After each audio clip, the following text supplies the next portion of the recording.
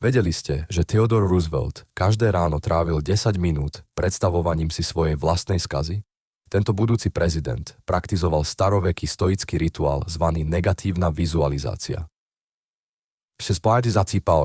Každé ráno si predstavoval stratu svojho bohatstva, svojej rodiny, dokonca aj vlastného života.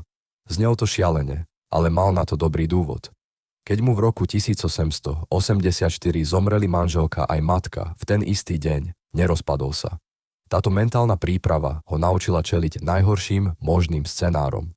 Paradoxne, predstavovanie si strát ho naučilo viac si vážiť to, co mal. Moderný výskum potvrdzuje, že táto technika skutočne posilňuje mentálnu odolnosť. Mozog sa pripravuje na šok a buduje obranné mechanizmy. Roosevelt si každé ráno pripomínal, že nič nie je garantované. Táto prax z neho urobila jedného z najodolnejších lídrov v histórii. 10 minút denne mu dalo silu na celý život. Niekedy najlepšia príprava, na šťastie, je predstaviť si jeho stratu.